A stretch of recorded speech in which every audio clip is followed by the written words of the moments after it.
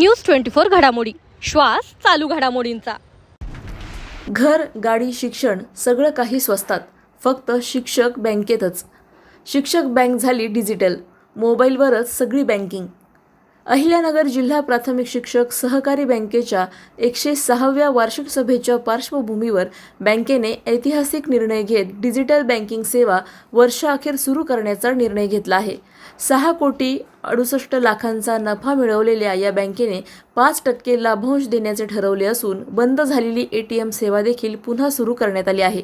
अध्यक्ष बाळासाहेब तापकीर व उपाध्यक्ष योगेश वाघमारे यांनी पत्रकार परिषदेत दिलेल्या माहितीमध्ये शैक्षणिक कर्जाचा व्याजदर 7.50%, गृहकर्ज 7.90%, तर इतर कर्जांवर 8.40% इतका अत्यल्प व्याजदर कायम ठेवण्यात आला आहे। सभासदांसाठी वैद्यकीय मदत, अंत्यसंस्कार मदत, कर्जमाफी व कृतज्ञता निधी अशा विविध योजनांचा लाभ देणारी ही बँक कामधेनू ठरत आहे। संचालक मंडळाने बँकेचे कार्यक्षेत्र वाढवण्यासाठी पोटनियम दुरुस्त्या सुचवल्या असून भविष्यात शेड्यूल बँक दर्जा मिळवून 7% कमी व्याजदरात कर्ज देण्याचा संकल्प गुरुमाऊली मंडळाने केला आहे। यंदाची सभा 9 तास चालवून सभासदांच्या प्रत्येक प्रश्नाला उत्तर दिले जाणार असल्याचे संचालक मंडळाने सांगितले।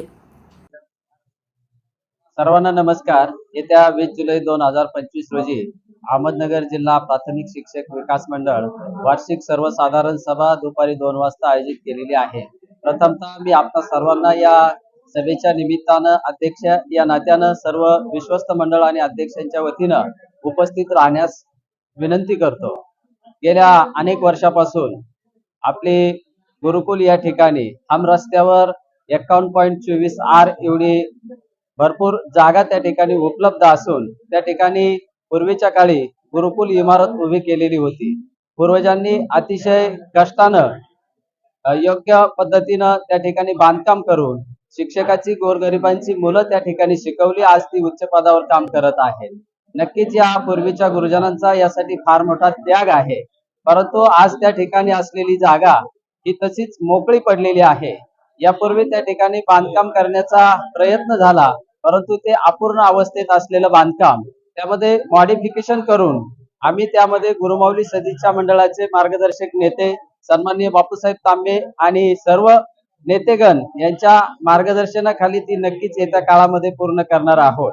त्या ठिकाणी नव्यानं शॉपिंग कॉम्प्लेक्स उभारून विकास मंडळासाठी आर्थिक स्रोत निर्माण करून राहिलेलं बांधकाम देखील येत्या काळामध्ये आम्ही पूर्ण करण्याचं आश्वासन या ठिकाणी देत आहोत। आणि येत्या या वार्षिक सर्वसाधारण सभेत सर्व सभासदांच्या संमतीनं त्या ठिकाणी वास्तू उभी करण्यासाठी आमचा सकारात्मक असा प्रतिसाद सकारात्मक द्यावा अशी मी सर्वांना विनंती करतो। या कामी माझे सर्व विश्वस्त सर्व नेतेगण या सर्वांचं सुंदर असं सहकार्य मला आजपर्यंत लाभलं, पुढच्याही काळात लाभेल अशी अपेक्षा व्यक्त करतो आणि थांबतो।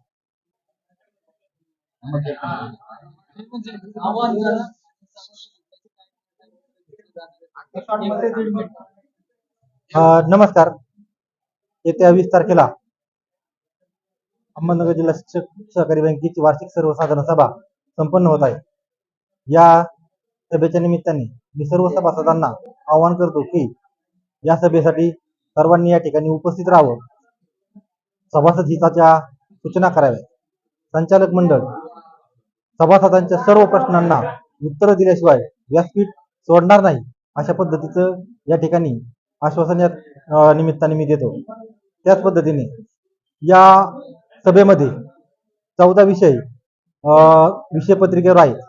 या सर्व विषयांना सभासदांनी मंजुरी द्यावी अशी आपल्या माध्यमातून मी सर्व सभासदांना विनंती करत आहे। त्याच पद्धतीने जे काही पोटनियम दुरुस्त्या ठेवलेल्या आहेत, यामध्ये शुभमंगल योजनाचा विषय असेल, राज्य कार्यक्षेत्राचा विषय असेल, बँकेचं नाव मध्ये बदल करण्याचा विषय असेल, जिल्ह्याचं नाव अहिल्यानगर झाल्यामुळं बँकेच्या नावामध्ये बदल करण्याचा निर्णय या सर्वसाधारण सभेच्या माध्यमातून घेतला जाणार आहे।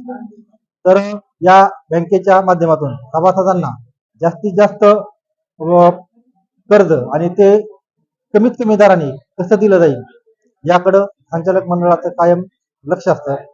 तर या मीटिंग सर्वसाधारण सभेसाठी सर्व सभासदांनी उपस्थित राहावं अशी मी आपल्या माध्यमातून विनंती करतो आणि या ठिकाणी थांबतो. जय हिंद.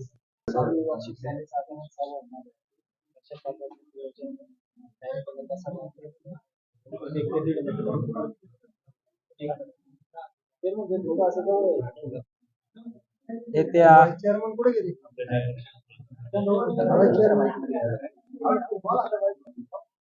येत्या 20 तारखेला अहमदनगर जिल्हा प्राथमिक शिक्षक बँक आणि विकास मंडळ या दोन्ही संस्थांची वार्षिक सर्वसाधारण सभा होणार आहे. तर त्या निमित्ताने मी जिल्ह्यातील सर्व दोन्ही संस्थांच्या सभासदांना आवाहन करतो की आपण सर्वांनी या वार्षिक सर्वसाधारण सभेसाठी उपस्थित राहावं आणि या महत्त्वाच्या असणाऱ्या सभेमध्ये सहभाग नोंदवावा.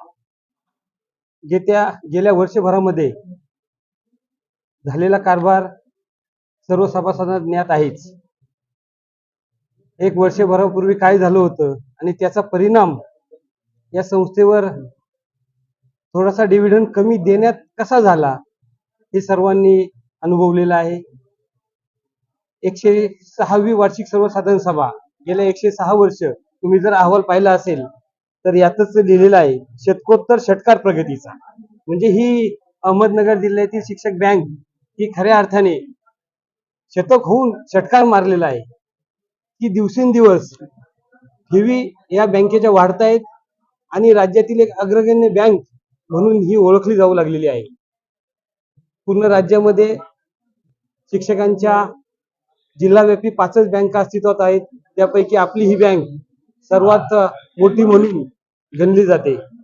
यामध्ये आपल्याकडे 45 लाखापर्यंत जवळजवळ 45 ते 44 ते 45 लाखापर्यंत कर्ज मर्यादा आहे. शैक्षणिक कर्ज 7.50 इतक्या अल्पदराने दिलं जातं. गृहतार आणि वाहन कर्ज 7.90 इतका त्याचा अल्पसा कर्जाचा व्याजदर आहे. त्याच पद्धतीने जामीन कर्ज 8.40 राज्यातील सर्वात कमी असणाऱ्या कर्जाच्या व्याजदराच्या रूपाने सभासदांना फायदा होत आहे. त्याच पद्धतीने जर एखादा सभासद दुर्दैवाने मयत पावला तर त्याचे सर्व कर्ज आम्ही आमच्या मयत कर्ज निवारण सभासद निधीमधून ते माफ करतो. अशा रीतीने सभासदांना प्रत्येक ठिकाणी फायदा या ठिकाणी होत आहे. या वार्षिक सभेच्या निमित्ताने जर बोलायचं झालं तर विरोधक वेगवेगळ्या वावड्या उठवत आहेत. विरोधकांचं एक पत्रक माझ्या वाचण्यात आलं. त्यामध्ये अक्षरशः म्हणजे त्यांनी खोटं किती बोलावं, वैचारिक संदिग्धता निर्माण झालेली माणसंच अशा रीतीने असं करू शकतात.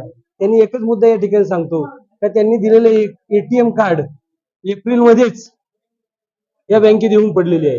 गेल्या वर्षभरापासून ATM कार्ड सुविधा आमची बंद होती, परंतु माझ्या हातात कागद आहे. तर तुम्हाला मी थोडं वेळ देतो. ATM कार्ड हे काल या बँकेत आलेले आहेत. म्हणजे आमच्या चेअरमन, व्हाईस चेअरमन आणि संचालक मंडळाने अथक प्रयत्न करून गेल्या 2 महिन्यात काल तर इथून पुण्याला आणि मुंबईला माणसं पाठवली होते बँकेचे कर्मचारी.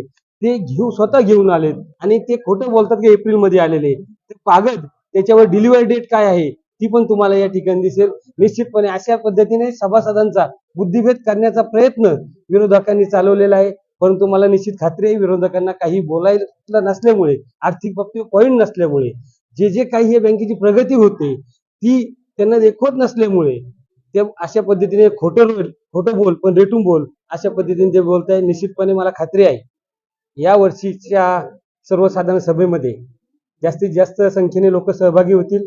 कारण आमचा सभासद हा खूप समाधानी आहे बँकेच्या कामकाजावर. फक्त काही जर चुकीच्या गोष्टी असतील, काही सूचना असतील तर सभासदांनी निश्चितपणे आम्हाला त्या सांगाव्यात अशी मी सभासदांना विनंती करतो. आणि पुन्हा एकदा येत्या सर्वसाधारण सभेच्या निमित्तानं 20 तारखेला सर्व सभासदांनी जास्तीत जास्त संख्येने उपस्थित राहावे असं मी या ठिकाणी आवाहन करतो. धन्यवाद. प्रतिनिधी स्वामी गोसावी, न्यूज 24 घडामोडी, अहिल्यानगर. अशाच बातम्यांचा आढावा घेण्यासाठी आजच आपल्या YouTube चॅनलला सबस्क्राईब करा. बातमी आवडल्यास लाईक करा आणि इतरांपर्यंत शेअर करा.